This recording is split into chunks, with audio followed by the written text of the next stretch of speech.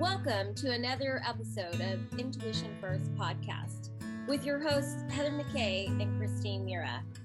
We're here to connect you to your intuition and the gifts of the universe to get more out of your life and your business. Hey, everybody. Welcome to another episode of Intuition First. I'm Heather McKay. And I'm Christine Mira. Welcome and good morning. Yeah, good to be with you guys today. Today, I wanted to talk about a topic that I heard on another podcast, and I thought it was really interesting, and I wanted to see where we could go with it.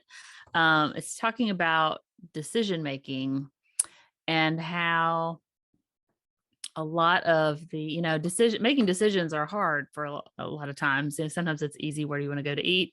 Sometimes it's hard. Do I want to quit this job or start a new job or whatever? But, or do I want to end this relationship or stay in it or whatever? Decisions can be hard.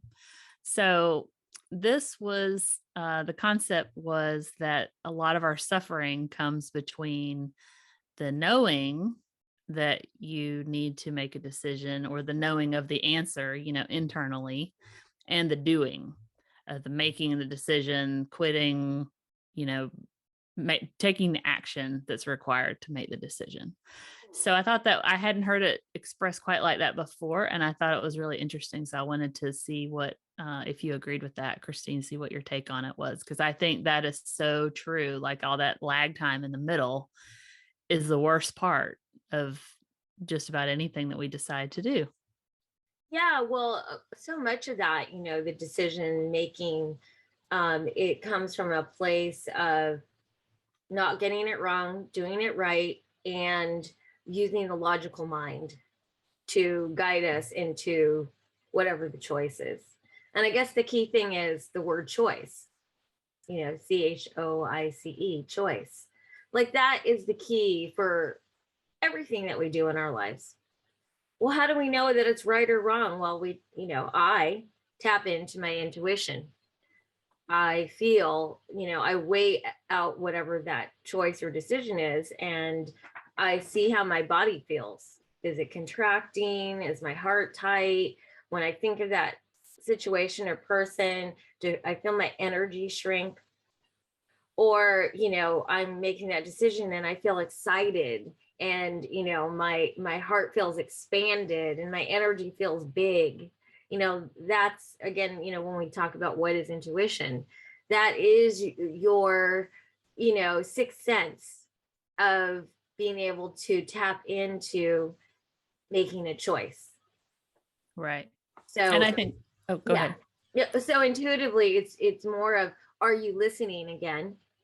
Did you notice? Right. Now, what is the choices? Choices, contraction and contraction. Right. And what's the bigger question? Right. And contraction and contraction. Yeah. Will you still make a decision, or will you listen to your body and understand neither one of those is a good choice? Right. And I think sometimes the other thing that was discussed was that getting to that knowing takes being still a lot of times. And many of us are the world's worst at being still, because we don't stop long enough to sit with whatever the issue is that we're trying to make a decision about. So, but if we do, we can listen to our body, we can listen to our intuition, we can listen to that inner knowing that we all have to get to the point of, knowing.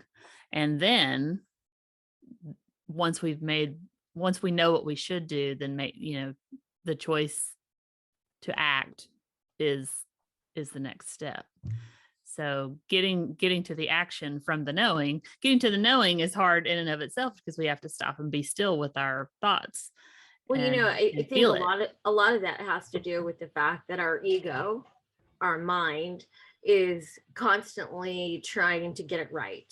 Because the ego helps us survive. It helps us grow and evolve. That's a whole nother level or different track than using your intuition.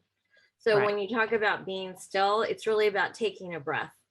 Mm-hmm. It's about taking a breath, through your nose down to your belly button and letting the air sort of expand your body cavity.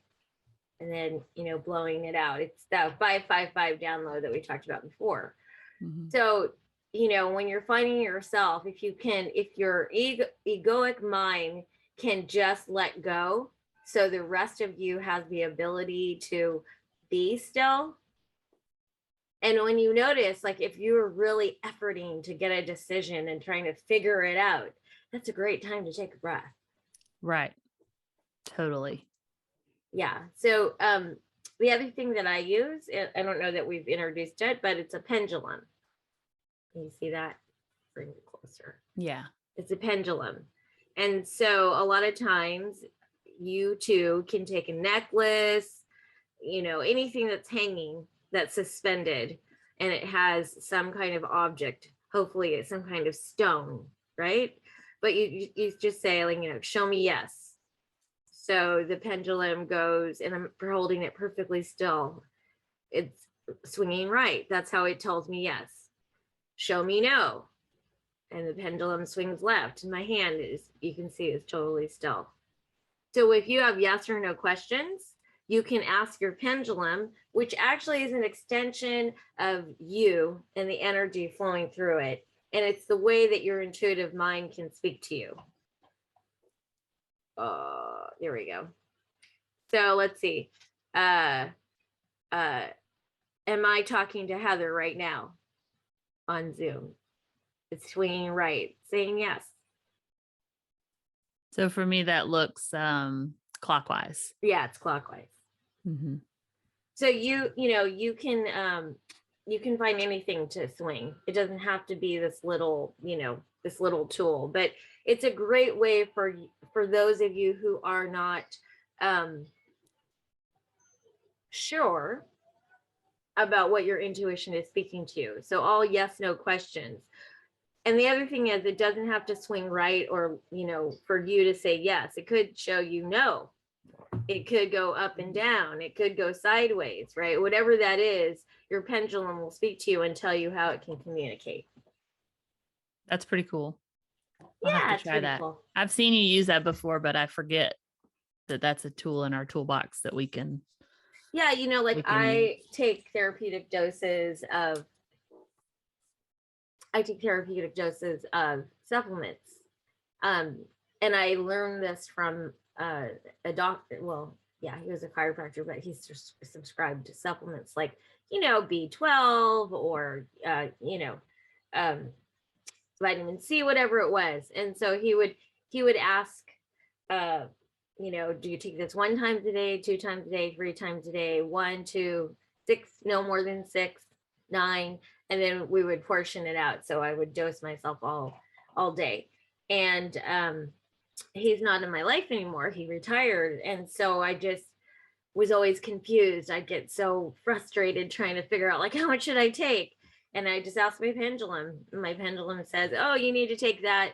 You need to take 6 of those a day. Do I take that 1 time a day, 2 times a day, 3 times a day? And then I would just divide it out. So, or, I might be at the natural food store and there's all these different supplements, and I'll ask it, do I take this one? And my pendulum will swing no. And then I put in front of another bottle, and out of all that vitamin C, it'll tell me that you need to take that bottle. Then I take that bottle off the shelf, and I'm like, is this one good for me? And it would swing yes. And then I'd say, okay, how much do I need to take? And then I would know. So do you find it to be very accurate? I find that my intuition speaks to me in truth. Yeah. I mean, I know you believe it to be accurate, but people might give you funny looks if you're at the store. I mean, over where I live, maybe not where you live, but where I live, they'll give you funny looks if I'm at the store. Hey, what are you doing? Even at Whole Foods, they might be like, what are you doing, lady? Yeah. But anybody in the energetic arts knows, right? So, right. Yeah. As far as my supplements are concerned, I find it to be accurate. Right. The substance I'm trying to take or heal or whatever. Well, and I think too, people use things like that may be a little more accurate because of it's pulling the energy. But you flip a coin, you make a choice, and you flip a coin, and you see how you feel about it when it lands the other way than you really want. And that, people have used that before as a clue to what they know in their heart to be true, that they want, their desires. Well, I know this sounds really super wild, but if you ever stand up and you put your feet together and you just stand there and you say, body, show me yes, your body will swing one way or the other. Body, show me no. Oh, like you'll sway? Yeah, you become the pendulum. And you'll see, like in the yes, your body will feel expanded. And in a no, in a contraction, your body feels tight. Oh, I've never heard that before. That's also how you can use your intuition when it doesn't speak to you. When you don't hear an answer, you can just use the physical essence of your intuition in your body as a tool. Very interesting. I forgot I even knew that. Thanks for letting me share that today. Well, we're just learning all kinds of things. You're remembering things. I'm learning things. Our audience is learning things.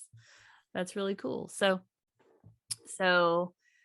once you feel the knowing that we've talked about, the deep knowing in your gut, you know what you need to do, even if it's hard. I think when it's hard, that's getting to the point of action.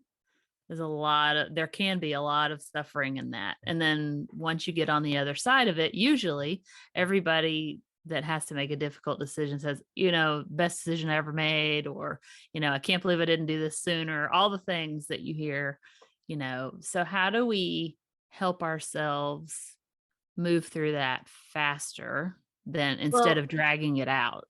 Remember that suffering is created from attachment. Right. Attachment comes to a desire for a certain kind of outcome.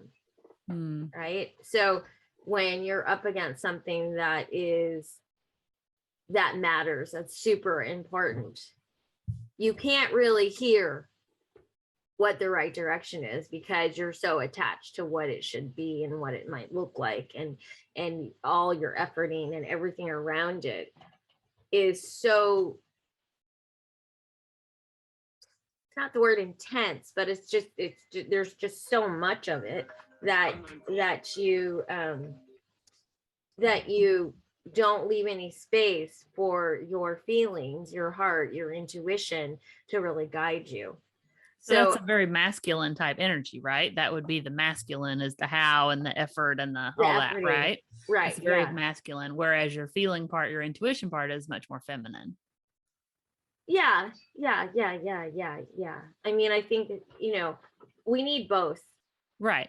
Have a balance. But I think when you have that kind of like, should I do this? Oh, my friend has a situation where she has to decide whether she wants to stay in her relationship or she wants to move on. It's a big, huge decision. Been married for a long, long time. And there's a decision, there's this conversation that we have, that there's a decision. And what I said to her was, actually, there's just no decision. There's no decision in that. There just isn't, there just is. Like, you just need more information. You need more time. You need to have more experience. You need to tap into your feelings when stuff's coming up. How do you feel when you're there? How does it feel when you're, in conflict? What's happening?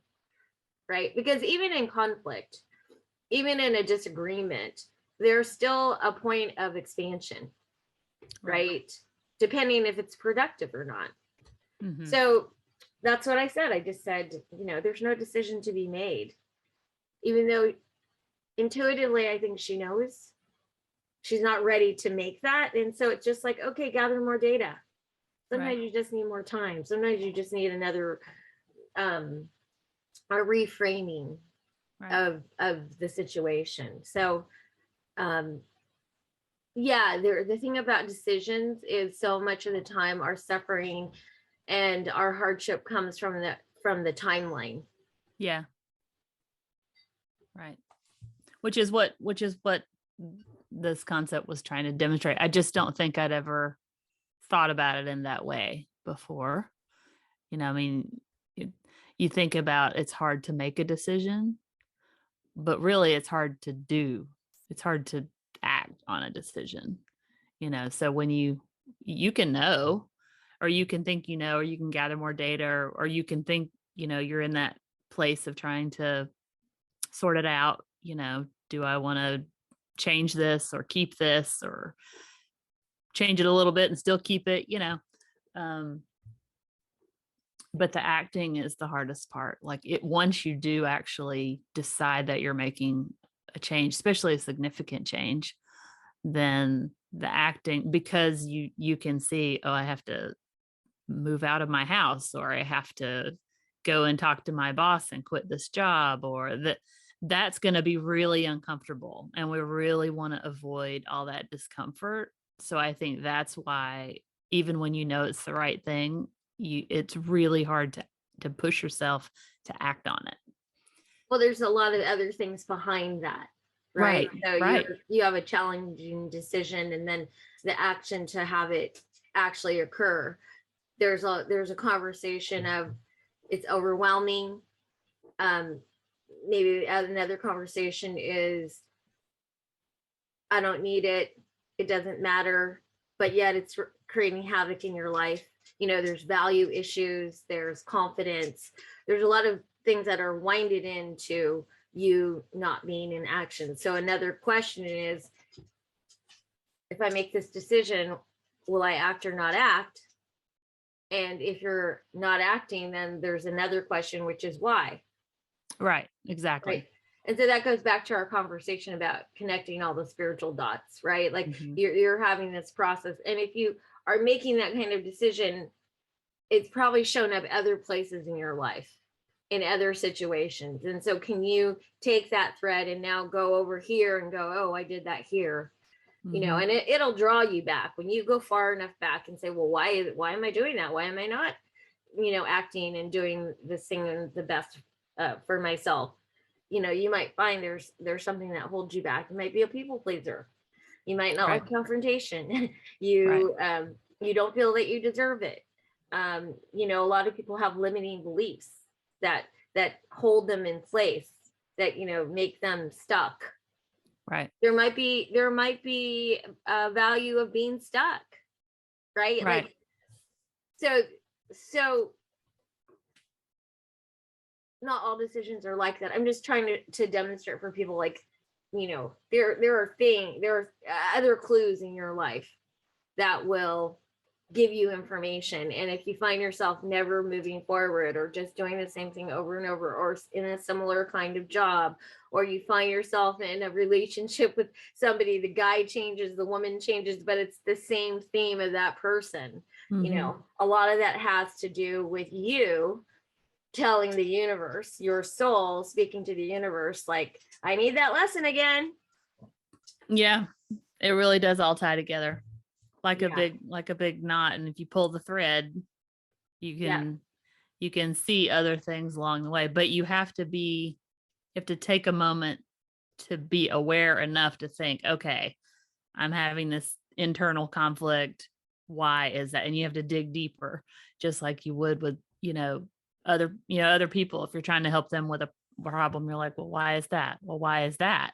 And you just keep digging until you get to the core, or close to the core. And this really, this position that we're talking about, it's really about you co-creating your life, right? Like a lot of people have a conversation where life happens at them, where it's, they're a victim of, and they respond in such a way that life is doing this to them. Yeah. Instead of life giving you an opportunity for you to be empowered to have a choice and to make a decision about how you want to co-create your life. Right. And it's a really important distinction. And it'd be good to do a self-audit and sort of see how you see the world, because how you perceive the world is really how it's created for you, and the lessons that you get, and the people that you attract, and the conversations you have. Yeah. So It's a good way to look at that was a good podcast. Whoever had those, it. Yeah. whoever that was. I'll give him a shout out. It was Glennon Doyle's podcast. Ah. So if you like Glennon Doyle, and her book Untamed was really great, I recommend it. So Well, thanks, Glennon Doyle. So happy to I know to chat about it. Yeah, it was good. So I'm glad we explored it a little bit, and I hope maybe it'll help somebody else. I think it's an interesting thought that as much things as I've heard before, I'd never really framed it that way, and I'm hoping that it'll help spark some ideas in other people to help them. So Yeah, well, it's a great tickler. So and we got to learn about pendulums today. Yes, absolutely. I'm going to go find, I don't have a pendulum with a stone on it, but I can go find a necklace that sometimes, trust. When I'm at the store and I'm like, I don't know which one. I literally rip off one of my necklaces and I'm standing there and it's swinging and, people are looking at me and it's like, yeah, this too, you could too. Because I don't think it's weird, Yeah, you wouldn't. Yeah, I've been using a pendulum because you're used to it. Years. Yeah. But it's a really great tool when my mind, like if I'm not feeling well or you really like trying to decide, is this substance the best for me or is this one? Yeah. That really helps because you want to find supplements that are efficacious, not just from a functional perspective, but from an energetic perspective. So even though it might be all kinds of vitamin C's, there's one on there that's the best for you. Yeah. Well, that's good to know. Well, I'm going to go find my own pendulum to test out and trust and see where that leads. So woohoo, I got you to hug a tree. Okay. I did hug a tree. Pendulum. I know you guys can't see that, but I did send Christine a picture of me hugging a tree in the Smoky Mountains not too long ago. So and it does give you energy. So if you don't know what we're talking about, there's an episode where we discussed energy and hugging a tree. I think it's one of the first steps to find that. Yeah. Yeah. Well, thanks for the conversation. I thought it was really great. And we'll see you next time.